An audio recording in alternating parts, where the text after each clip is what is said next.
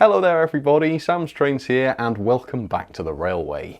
Recently I did a video on the worst model trains of 2023, which is one of my favourite videos of the year to create because it is fun to rant and rave.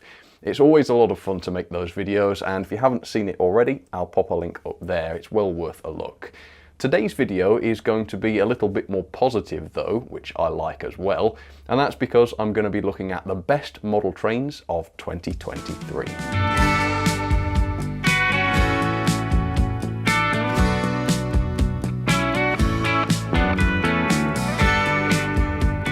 I really think that 2023 has been a great year for good models. We've seen so many leaps forward in terms of new features on locomotives made almost entirely out of metal rather than plastic, some of them not being any more expensive than the plastic models either. And I also think we've seen a general improvement in build quality across the board as well. I think some manufacturers have still got some improvements to make in that area, but most of them are really getting there now. So we've seen some amazing models this year, but which ones were the best? Which ones were at the top of my ranking? Well, I'm about to reveal that. Now, at the time of filming this video, I am still waiting on a couple of new models that haven't arrived yet, and I'm planning to review those this year. So if those models arrive and they are good, then obviously they won't be in this video. So if that happens, I'll have to put them up for next year's video. But at the time of filming, as it currently stands, here come the top 5 model trains of 2023, starting with the model in 5th place. And that is an American diesel, and it is this. This is the Athearn SD60E. And the moment I unboxed this loco, it was obvious at a glance just how incredibly detailed this thing was. Not to mention the weight of this model in the hands. It comes in at 595 grams, placing it in my top 10 heaviest diesels of all time. It's also a very complex model with tons of separate details, and yet the build quality was super high with an absolute minimum of broken or loose parts. Very good quality model. The decoration is also incredible with some unbelievably intricate prints and painted parts, all of which have an excellent finish of course. The details include masses of paintwork, as you can see, separate details around the ends and lots of them at that, working lighting including the lamps, the number boards, and it even has LEDs that illuminate the track. It's got huge levels of detail on the bogies, including these chains which look great. You've got the metal window wipers which also look very, very fine, and the rungs on these ladders are individually fitted. It's just incredible. It's a decent model mechanically as well. The driving axles sit into proper bearings, as you can see, and the chassis is heavy die-cast and sports one of the largest motors I think I've ever seen in a model. It's also 5-pole of course, and it has 2 gigantic flywheels fitted to it. Now the weight of those flywheels does mean that this loco struggles to crawl. As you can see, it's kicking in a slightly coggy manner here. I think we have seen better crawlers, but at all other speeds the performance is fantastic, and thanks to the loco's weight, the pulling power is excellent too. This loco really is the full package. It pretty much ticks every single box, and it did not cost a fortune. I was able to pick this loco up for £125, which makes it a bargain as well. So I gave the SD60 an 8.87 out of 10, or a grade of A, and as you can see by the scores, it is a great all-rounder. In 4th place we have a steam locomotive, and it's made by Accurascale, and it is in fact their first ever steam locomotive. It is of course then this, the Accurascale Manor Class. And while this may have been Accurascale's first steam locomotive, they still managed to blow other manufacturers out of the water with it. For the fairly low price of £169.99, you actually get a loco that's almost entirely made of metal. Other brands can quite often charge a lot more than this for plastic models, whereas this one is made of metal, so it's great value right off the bat, and it weighs in at over 400 grams, which is really good for a loco of this size. Even the accessories packaged with the loco are truly top notch. They include a choice of headboards, you've got guard irons, you've got screw-link couplings, and literally the best quality etched name and number plates I've ever seen. The model is also beautifully painted. Just look at the lining on this thing. Really precisely done. And of course you've also got this realistic matte effect on the smoke box, which is a first in my collection. I've never seen another manufacturer do this. And of course, like I say, it is a realistic feature, so it makes you wonder why. But here is Accurascale with their first ever model, and they've introduced a new feature. Amazing. Needless to say, the detail is spot on too, with sprung buffers, tons of separately fitted parts as you can see, a hinged and working water filler cover, and a fully detailed cab complete with realistic lighting. Now, I wasn't sure about this lighting when I first saw it. I thought it looked rather bright, but I asked you guys for feedback on the lighting and you guys said you liked it. Locomotive fireboxes are bright after all, so I take back anything I ever said about that. Most people think this is a really good effect. Mechanically, the Loco is decent too, with pickups on both the Loco and the tender wheels, and you've also got bearings on the driving wheels, as well as consistent gauging. The reason this Loco didn't rank higher than 4th place for me is that there are a couple of aspects of the mechanism which I don't like as much. And these are how difficult it is to remove the Loco and tender body for servicing or DCC fitting. It's really quite a nuisance to do this, and Locos like the Dapol version of the Manor just show how easy it can be to DCC chip a locomotive. The other feature I'm not keen on is the motor. It's a tiny little motor driving a huge heavy die-cast Loco. That doesn't seem like a great idea.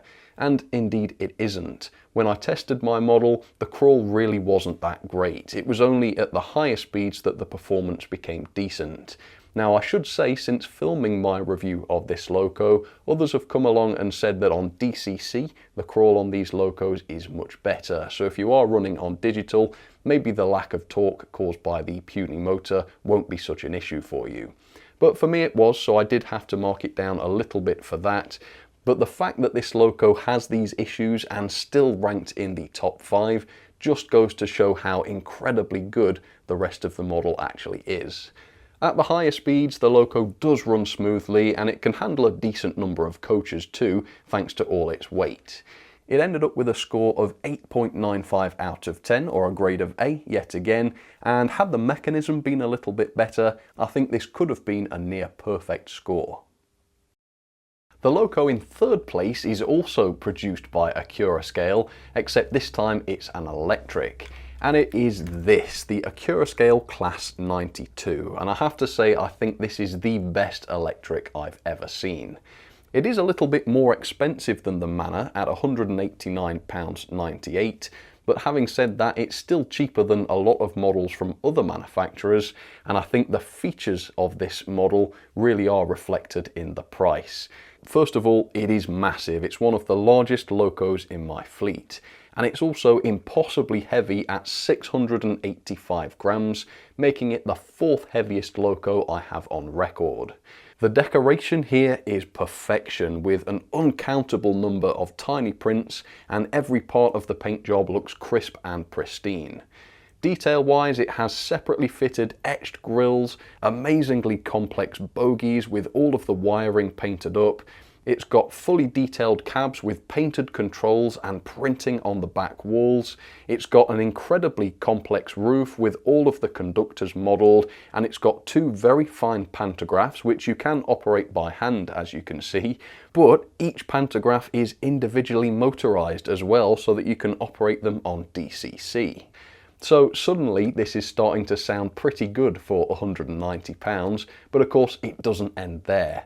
Mechanically, the 92 has all-wheel drive, all-wheel pickup and bearings on all of its axles, incredibly convenient access thanks to all of the lighting contacts being spring-loaded so there are no wires in your way. The model also has quality speakers pre-fitted, and they are massive too, look at the size of them. And there's also a quality 5-pole motor with flywheels buried inside. Performance-wise, the Class 92 is close to perfection too. It runs very smoothly at all speeds and with lots of power to spare thanks to the quality motor and the masses of weight. It may be a modern and brutish looking loco, but because of the quality of the model and the level of detail and the obvious care that's been put into it, it's still a pleasure to see this thing run. It came out with a score of 9.00 out of 10 and a grade of A, scoring no less than 4 stars in any category, which is very well deserved. Moving on to second place then, and we're back to steam with a tank engine from Rapido. And it is this, the 16XX. Now, on first glance, this does seem to be a very expensive loco. At its full price, it's £149. But then when you learn that the model is almost entirely made of metal, die-cast, it doesn't seem so bad. Yep, the tanks, the chassis, the smoke box, the cab, and even the base keeper plate are all made of metal. And as you might expect, this translates into a lot of weight. So this loco weighs in at 256 grams. That's actually more than quite a few tender locos. In terms of detail, the model features separately fitted pipework, painted valve gear between the frames, which is really detailed, I love that. There are individually fitted bars on the windows, sprung buffers of course, and their quality as well because they're made of metal. You've also got working cab lighting too, which is quite a treat to see as the loco runs along. The mechanism is impressive too, with proper bearings on the driving wheels, unusual yet very reliable plunger pickups which work well, and they're also subtle, you can't see them from the outside of the model. Body removal is reasonably intuitive as well, with a few screws giving easy access to the DCC decoder socket on the inside, and it even comes with a pre-fitted speaker in the coal bunker. This loco really does have everything. What really makes this one shine though is the performance. It's perfect as far as I'm concerned. Look at this crawl. It really is able to run at impossibly slow speeds despite the loco's weight. Don't forget, this is a heavy loco, it can still move itself that slowly. At the higher speeds, it's brilliant as well, very powerful of course thanks to its all-metal construction, yet it doesn't slow down around curves, even under load. Very impressive. Unsurprisingly, this loco came out with a score of 9.01 out of 10, losing only 2.5 stars across the whole board. So these models are wonderful. Rapido did a great job on them. They are quite expensive, don't get me wrong, but I do think you get what you pay for. Having said that, my tip would be to look out for these at shows.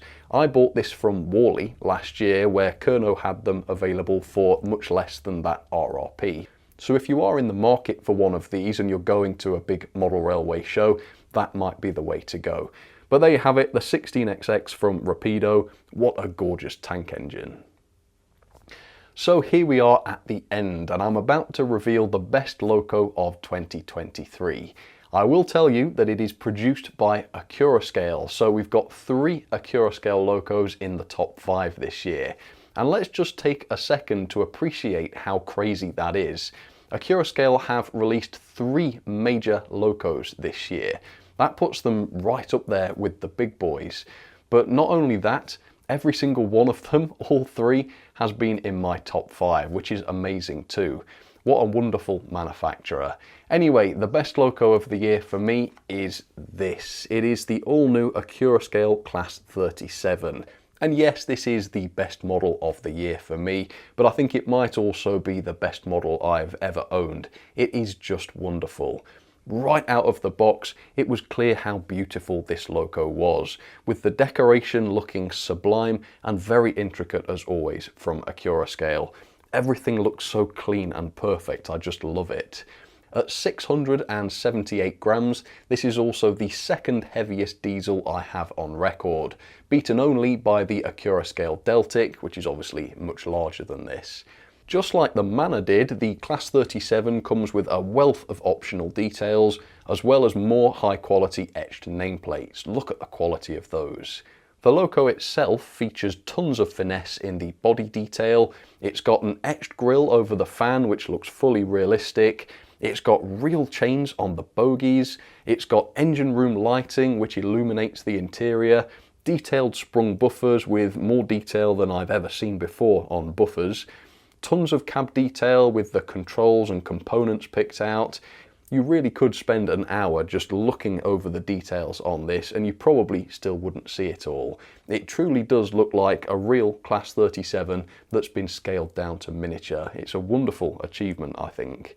It's also extremely convenient to own and operate this loco. For example, there is zero faffing about if you want to DCC chip this loco. The socket hides behind a roof panel which is just held on by magnets, and you can access it by just pulling that panel off. And that's all. So really you could get away without ever having to dismantle this loco, which is really great for those with limited dexterity. However, if you did decide to disassemble it, this is what you would find. You've got a full set of separate bearings, all-wheel wiper pickups, all-wheel drive yet again, more spring-loaded contacts for the lights, and an incredibly comprehensive lighting package, as you can see here, with tons of different options which are admittedly best controlled on DCC. There's also a quality motor buried inside the chassis which also has flywheels. Performance-wise, this Class 37 was absolutely perfect. It was easily able to overcome its weight and crawl faultlessly. Really slow crawl on this loco, which is no mean feat given that it is the second heaviest diesel in my collection.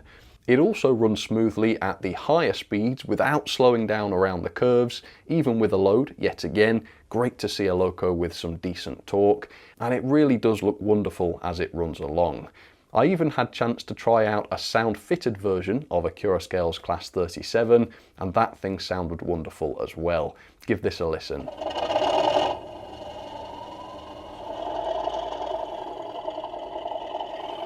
Oh, that sound is so great. So overall, I gave the Accurascale Class 37 a score of 9.52 out of 10 and my top grade of A, with the model scoring a perfect 5 stars in every category except mechanism. That's quite unheard of. So there you have it. This is my top rated loco of 2023. And honestly, I think that's very well deserved. The lengths that Accurascale have gone to here to produce a detailed and accurate yet quality model are just unbelievable. So well done, Accurascale. Anyway, what do you think about my top 5? Do you agree with my picks? Is there anything that you would have changed? Please do comment down below and let me know. For now though, thank you so much for watching. I do hope you've enjoyed this year of reviews, and I do hope you'll be back for more next year. There's certainly lots more to come.